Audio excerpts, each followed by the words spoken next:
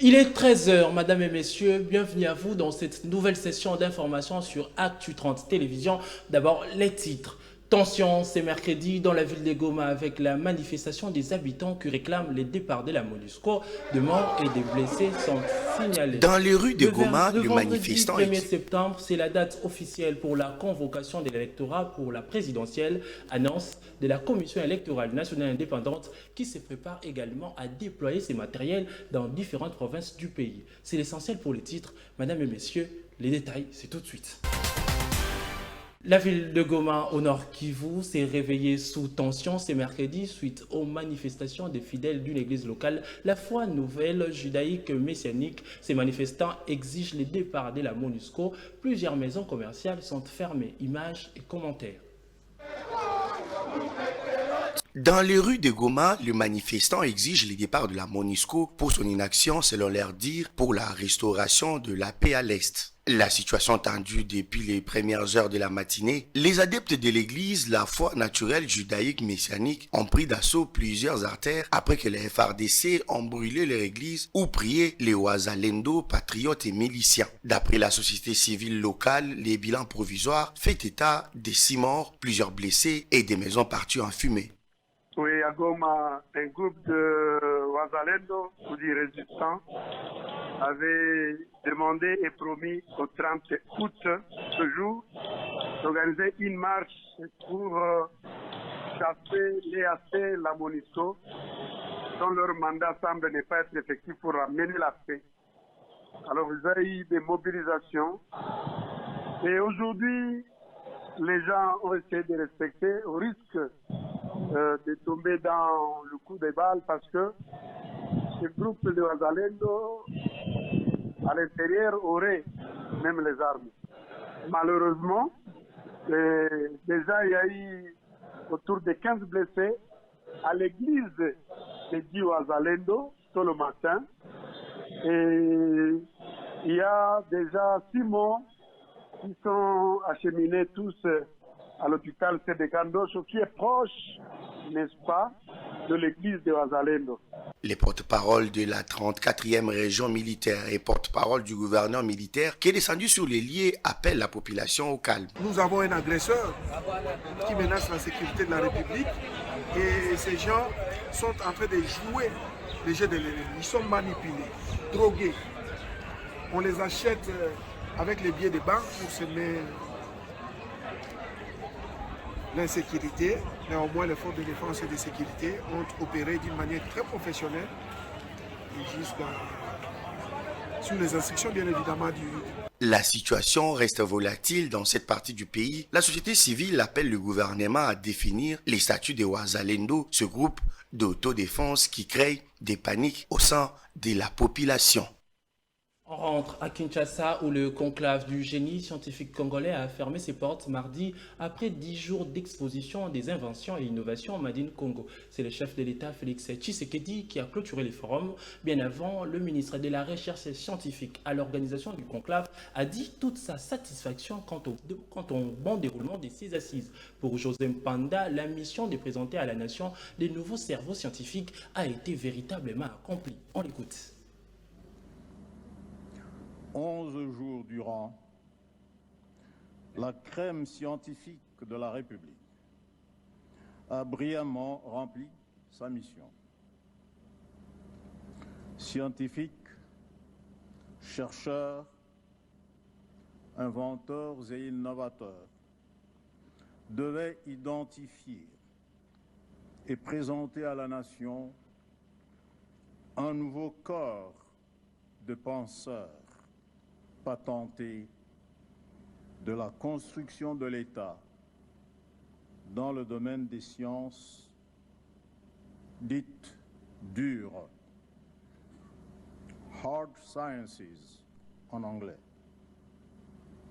Ce corps dont, rappelons-le, la République a été brusquement sevrée dès le lendemain de son indépendance en 1960,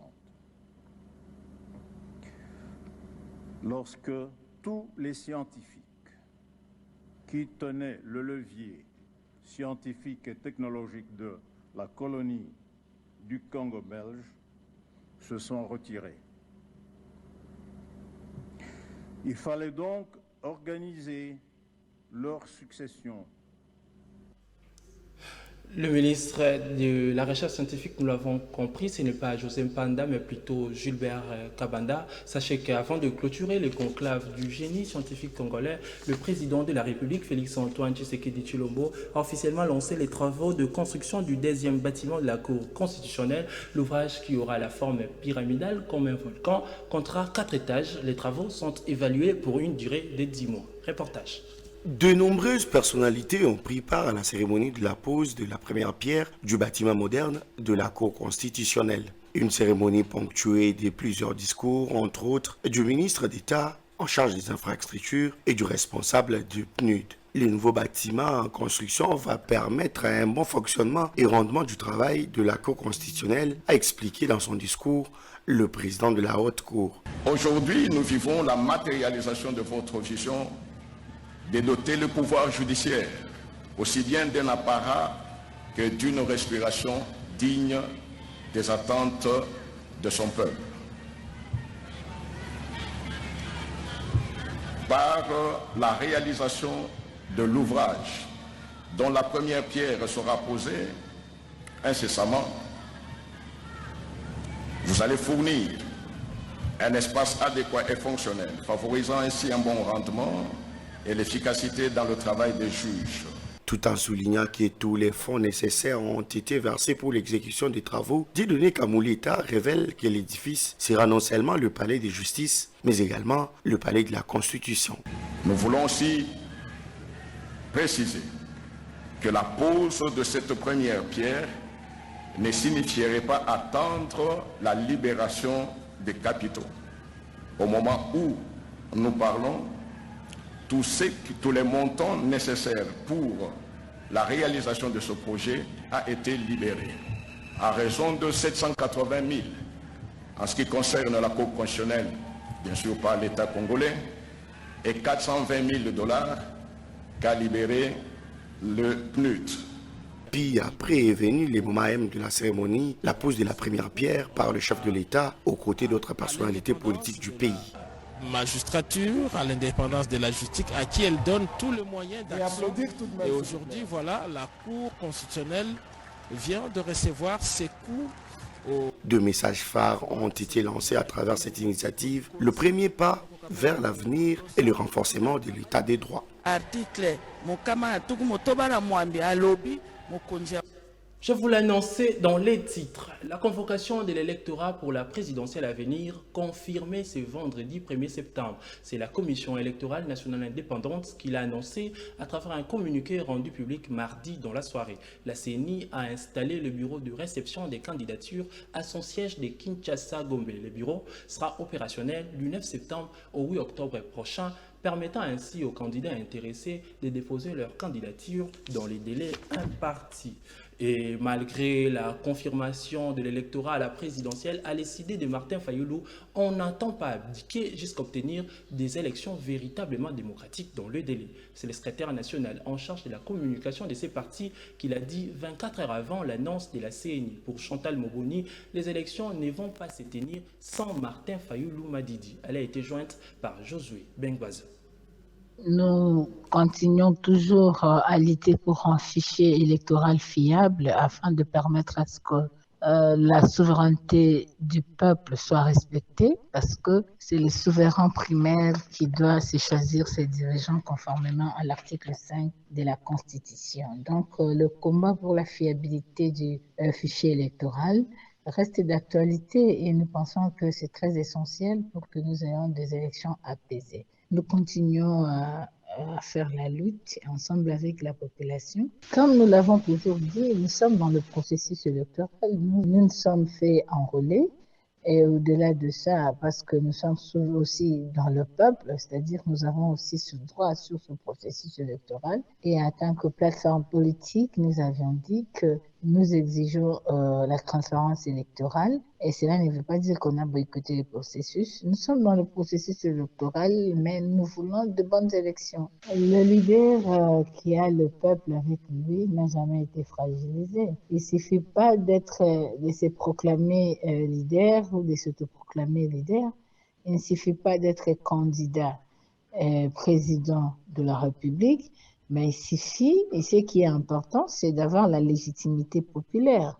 Et c'est le peuple congolais réclamera et réclame toujours la présence de son leader, d'où la nécessité de pouvoir veiller à l'intégrité électorale pour permettre à ce que le peuple congolais, une fois dans la vie, puisse se dire que cette fois-ci, ma voix a été respectée.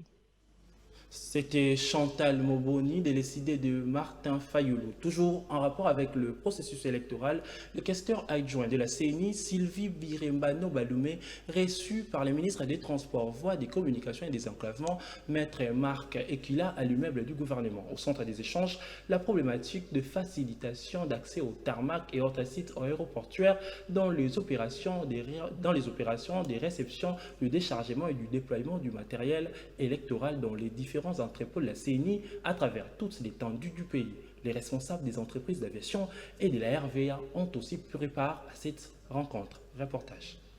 Merci beaucoup, monsieur le journaliste. Vous l'avez dit vous-même, jour J-122. Et donc, le président de la Commission électorale nationale, son Excellence, monsieur Denis Kadima Kazadi, est très préoccupé dans cette période par rapport à la mobilité du personnel et du matériel de la CENI.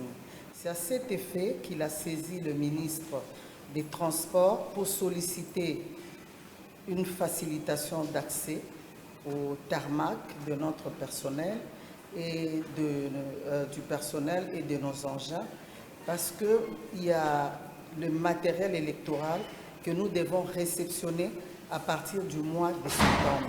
Et c'est une grande quincaillerie que nous allons manipuler, réceptionner, décharger, déployer dans les hubs principaux et dans les hubs secondaires jusqu'au site des votes. Et donc voilà, le ministre a préféré convoquer les transporteurs ainsi que les compagnies de transport pour que nous puissions harmoniser les vues. Donc en sortant de cette réunion, nous sommes satisfaits parce que tout le monde a compris la préoccupation de la CENI, étant donné qu'il y a le matériel sensible que nous devons réceptionner, qui ne devait pas être exposé aux intempéries. Et donc voilà, nous sortons très satisfaits de cette réunion. Changeons de chapitre. Bien avant de boucler cette session d'information, ils nourrissent des familles dans la ville de Kinshasa. Les hommes et les femmes maraîchers s'estiment en quelque sorte déconsidérés face au manque de certains matériels nécessaires à l'exécution de ces travaux. Nos reporters ont rencontré des maraîchers du quartier 8 dans la commune d'Enjili. La suite en images. Plusieurs familles vivent tous les jours grâce à ces champs qui longent la rivière Njili au quartier 8 de la commune du même nom. Hommes et femmes, tous sont maraîchères, un métier qui exige beaucoup d'efforts physiques. Rares sont ceux qui n'apprécient pas le goût des légumes, les feuilles de manioc, des patates, l'oseille et autres.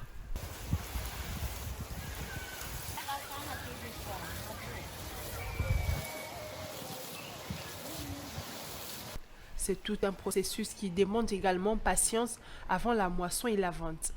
Ndunda poto sala ngoto banana fofo balona mabele baloli no mabele otie fumier to ngotia fumier apolo ndunda to ndunda ko ntsongo mai otia kisi ozolandela ngo sepe c'est un peu pomper ba fongicide faut pomper pour ben certes pour il y a ce que certes ba ya ba pona ko endommager ndunda ba to bolango ba détruire plantes pour ko traiter ngo après plus ou moins 3 semaines ou 3 semaines avec 3 jours tout est qui nous de communément disponible pour nous teka.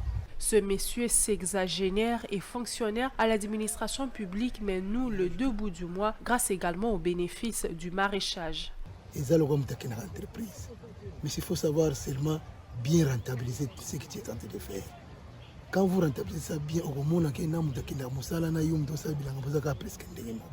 parce que ça rapporte de l'argent. Mais il faut beaucoup de courage Mais beaucoup d'admiration. Les maraîchères d'Endjili, quartier 8, accueillent de nombreuses vendeuses qui viennent s'approvisionner.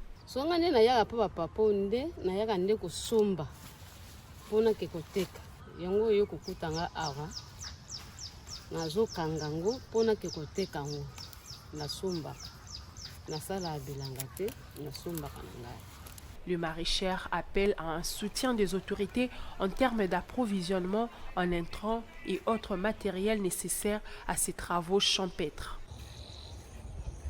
Ainsi s'achève cette édition de ce mercredi 13h. L'actualité reste en continu sur le www.actu30.cd. Vous retrouverez à 19h30 Jaël Molouaï. Au revoir.